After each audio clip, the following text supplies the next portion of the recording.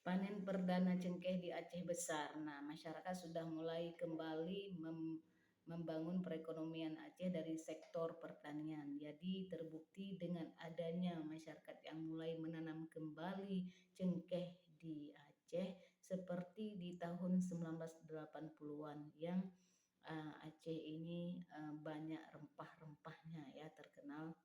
Jadi sekarang sudah mulai bangkit kembali, dibuktikan dengan hari Sabtu kemarin itu perdana masyarakat Aceh, tepatnya di Gampung Menasah Betung di Aceh Besar panen cengkeh.